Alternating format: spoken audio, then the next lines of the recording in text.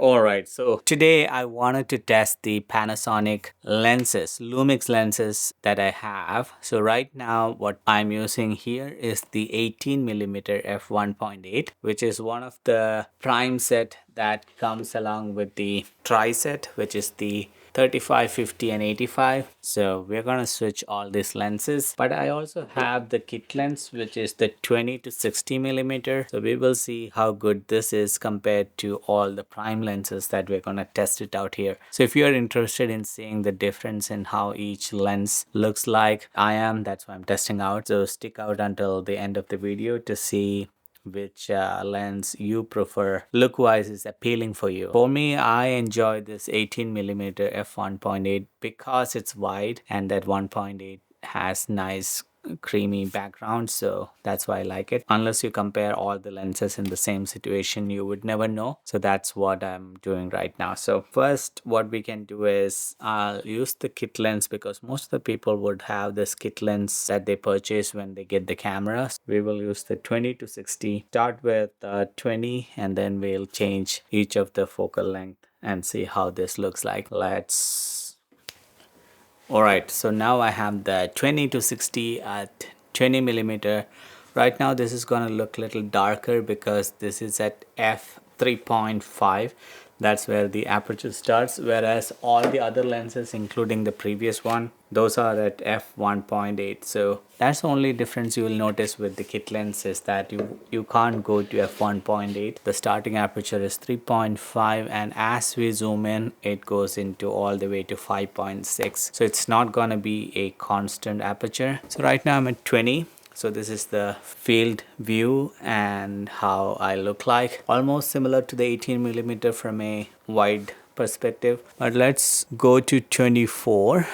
So this is at 24mm. This is a classic look when you're doing the talking head shot. If you have just the kit lens, you can actually play with 24 and then zoom out a little bit to 20 to get that variety of look. So now the interesting thing is we're gonna go all the way to 35mm because after 24 I think most people would prefer the 35 look. So I have to sit a little bit back so that it can capture. So I'm gonna go to 35. Alright, so this is how the 35 looks like. You can see how the background got compressed. I'm tighter in the frame. But to get the same look, I have to actually go back all the way here. I can see that the aperture all the way went to 4.5.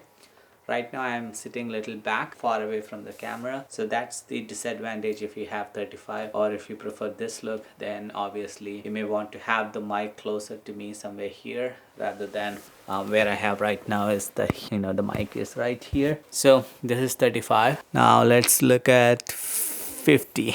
Alright, so that's even super tight. The entire screen is filled with my face, which I apologize that you had to look at. If I go a little back, you can see how the background is still blurred because as you compress with the 50, it even compresses the background. I'm gonna go a little back.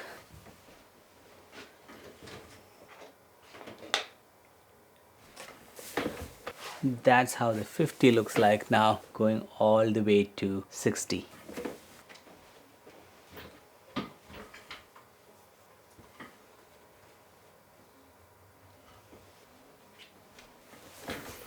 Alright, now as you can see with the kit lens, you have that versatility of zooming in from 20 to 60, so you can get different type of shots if you want to capture behind the scene and all. So that's possible with having the camera here and zooming in all the way to 60 to get that shot. So it's good and bad. If you are outside, then the aperture doesn't matter because you have enough ambient light, but if you are indoors, then your light might suffer when you zoom in all the way to 60 because the aperture goes to 5.6. Alright, so that's the kit lens for you. So now we're gonna switch to the 35mm, which is kind of industry standard for videos. Let's do that right now. Alright, so this is at 35mm f1.8. So again, I have to come back a little bit, or lean back rather than previously I'm sitting here. So with the 35, because it's little tighter, so I have to lean back a little bit so that my face is not taking up the full frame of the camera. This is the 35mm look, and I think for most of the talking head shots people would prefer 35 because it has that nice portrait look where the head, we have enough headroom from the face to the bottom, there is enough room. So this would be a look that is good for interview setup. And then if you have to do any behind the scene, then I would say we have to switch back to 50mm. So I'm going to show you how that looks like. With the 50mm, since I'm gonna sit behind the table, the sound may not be as good, so I'll not talk much, but rather you'll see how the image looks like. Okay, so here you go. Alright, so now this is the 50mm look, and again it's super tight, so I'm gonna go back and sit behind the table. And what I'm noticing here is it feels like the background where the NP logo is there, that is pretty close to me, even though it's far behind, but it isolates the subject, which is me, with the background.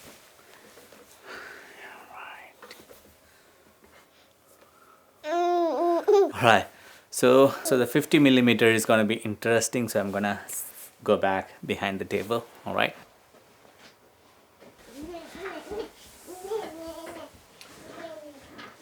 right, so this is the 50mm look, and I'm far away from the mic, so that's why the sound is not going to be great. But if I want to have like a behind the scene look, this is it.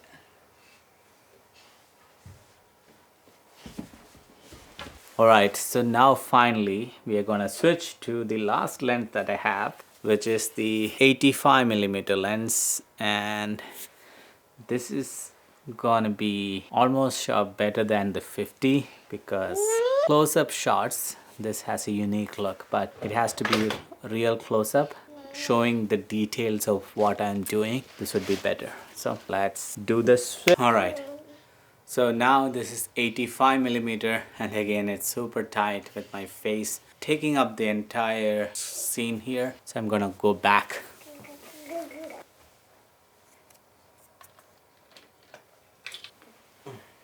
Maybe. Nah.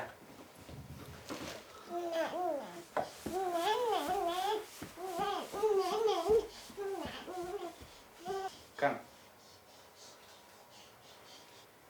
Alright, there you have it. So now we are back to the 18mm f1.8. This is more easy to shoot with because I can touch the camera, change the settings, whereas if I'm using a 50 or 35 or 85mm, I have to go back all the way and I don't have access to changing the settings on the camera. Let me take a look at all of these footages and let's see which one I feel it looks good for me, for my eyes. I'll let you know what I think of each lenses and their look, and in the comment section below you can put your thoughts on what you think of each of these lenses, how it looked to your eyes, and let's have a discussion.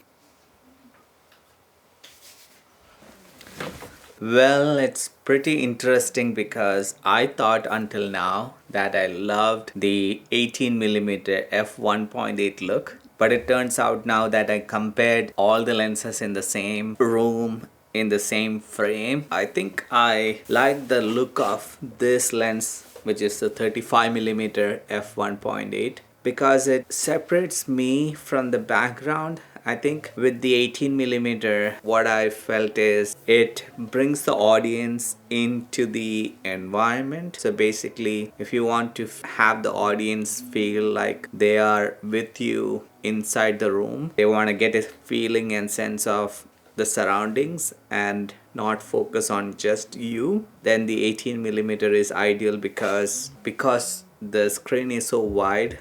You are actually seeing where I'm sitting, what's going on apart from just me sitting. Whereas this look, 35mm, is more of me directly delivering my message to you. You feel so connected with what I have to say. You're more focused on listening to what I'm telling. rather than being with me in the room, if that makes sense. So I feel like if I wanted to have a intimate conversation with the audience, then the 35 millimeter is ideal because it takes up the screen with right proportion of the head and the body, and it brings the audience attention to focus on what I have to say. So that's why right now in the closing section of this video, I'm using the 35 millimeter because I feel like that's appropriate, because I'm now sharing what I think of the image that came out of each lenses. From an image quality perspective, it's all good, but each lens delivered a specific purpose. For example, if I look at the 18 millimeter f1.8, I can hold it right in front, and you can see that with the 35 millimeter the focus brings all the attention to the 18 millimeter because it's taking up 1/3 of the screen. So I know that this subject is important, right? If you have an 18 millimeter focal length and if you hold something in front of the lens, it would be still a tiny lens in the big room, so you won't get that much attention. So just an analogy to say that, you know, if you want to have a full focus and attention of the audience on what you're showing or what you want to convey, then I would, going forward, use the 35 millimeter f1.8, which is the lens right here, because for some reason it has some power in delivering the message to the audience. Coming back to 50 and 85, I think 85 is pretty damn good if you have to go into the nitty-gritty details of anything what you want to show or share with the audience. Let's say if I wanted to talk about the ring here, so the structure, the feel of it, that will be captured better than the 50 or the 35 millimeter, because in 85 it will be like so much closer and you can see any dust particle that's on the lens. Instead of me coming closer to the lens, the 85 millimeter captures it in a better way. I think 50 is a safe camera. That's how our human eyes sees anything in the frame. But so far, I think my go-to lens for talking head videos going forward will be this 35 millimeter f1.8. I have a Sony camera, so I had a 35 millimeter f1.4 that would even have a better background blurriness bokeh effect because it's at 1.4 aperture. But when you have 35, I think even 1.8 does a good job. That's my opinion out of all the lens compared. Each lens has a specific role to play and to convey different type of messages. If you're outdoor and you want to show off the larger scenic area, I would go with the kit lens 20 to 60, because at 20 you have wide enough to show where you are, and then when you want to show something little further away, or if you want to have this kind of talking head conversation on the field, then you can zoom into 24 or 35 to deliver that message. And if you want to show something even further behind, you can zoom into 60 to capture those things. So I would say, even though it's a wide variable aperture lens, the quality coming out of it is surprisingly good. Even indoors, when I bumped up the brightness, the image did not fell apart. So I'm pretty glad that I was able to get similar results as the prime lens, even with the 20 to 60 kit lens. So overall, I would say if you are in a budget and you can only afford one lens for the Lumix full frame camera, the 20 to 60 variable aperture lens would satisfy majority of your needs. If you are in a tight space and you want a wider look, then I would go with the 18 millimeter f1.8 lens. And if you just want one prime lens that is like super high quality, excellent image, then I would go with the 35 millimeter f1.8. So those are my choices. So I think my go-to lens from here on for the Panasonic S5 Mark II is this one, the 35 millimeter. Glad I did this test, and I hope you also got something out of it. If you're thinking about getting a lens and was trying to understand what each lens looked like or what kind of image it delivered. At least you have an idea now. Let me know in the comment section below if you have any specific questions. I hope you enjoyed this video. If you did, give it a like, and if you're new here, consider subscribing for more videos. If you have any other request on particular testing that you want to do with the Lumix S5 Mark II, I can help with that. Let me just know in the comment section and I'll be happy to make a video about it. Alright, that's all for now. Signing off. I'll see you in the next one. Take care. Bye.